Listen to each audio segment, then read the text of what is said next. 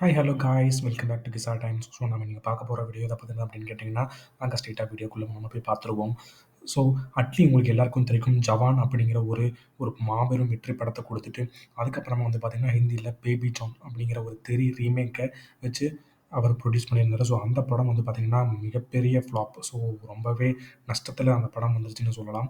So அதனால் வந்துட்டு பார்த்தீங்கன்னா நெக்ஸ்ட்டு ப்ராஜெக்டாக வந்துட்டு பார்த்தீங்கன்னா சல்மான் கானை வச்சு இப்போ படம் எடுக்கிறதா ஒரு ஒரு கதைகள் பேசப்பட்டு வருது. இது எந்த அளவுக்கு உண்மைங்கிறது தெரியல. இதுவரைக்கும் அஃபிஷியல் ஸ்டேட்மெண்ட்டா எதுவுமே விடல.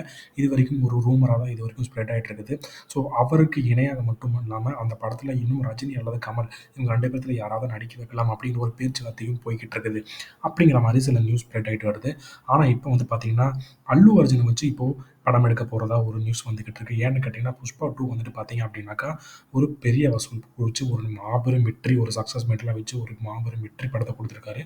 ஸோ இதுக்கப்புறமா வந்து பார்த்தீங்க அப்படின்னா, அவர் வந்துட்டு ஜவான் படம் டைம்லேயே வந்துட்டு அல்லு அர்ஜுன் கிட்ட ஒரு கதை சொல்லியிருக்கிறதாகவும், அந்த கதைய ஓகே பண்ணி பண்ணலாம் அப்படிங்கிற ஒரு முடிவுக்கு வந்துகிட்டதாகவும் ஒரு சில நியூஸ் வந்துகிட்டு இருந்தது. ஆனா புஷ்பா படம் வந்து ரொம்பவே லேட் ஆயிட்டே இருந்ததுனால தான் வந்துட்டு இவ்ளோ டிலே ஆச்சு அப்படிங்கிற மாரியாக ஒரு நியூஸ் வந்துச்சு. அதற்கிடையில தான் வந்துட்டு சல்மான் கான வச்சுட்டு இந்த படத்த ஒரு கதையே இருக்குது. அந்த கதைய வச்சு சல்மான் கான வச்சு எடுக்கலாமா? அப்படிங்கிற மாதிரியான ஒரு பேச்சுவார்த்தை போயிட்டு இருக்குது. ஸோ சல்மான் கான் வந்துட்டாக்கா பட்ஜெட் இன்னும் அதிகமாகும். அதே சமயத்தில அல்லு அர்ஜுனுக்கு இப்போ மார்க்கெட் ரொம்பவே பெருசா இருக்குன்னு சொல்லலாம். இதுவரைக்கும் கொஞ்சம் இன்னும் பட்ஜெட் இன்னும் நிறையா வர வாய்ப்பு இருக்கு. ஸோ பொறுத்திருந்து பார்ப்போம். ஒரே கதைய வச்சுட்டு இவங்க 2 பேர்த்துக்கு யாராவது வச்சு எடுக்க போறாங்களா? இல்ல இவங்க 2 பேத்துக்கும் வேற வேற ஒரு கதைய அட்லி அவர்கள் முடிவு செஞ்சிருக்காங்களா? அப்படிங்கிறது யாருக்கும் தெரியல. பொறுத்திருந்து பார்ப்போம் என்ன மாரியான நியூஸ் வந்ததுக்கு அப்படின்னு.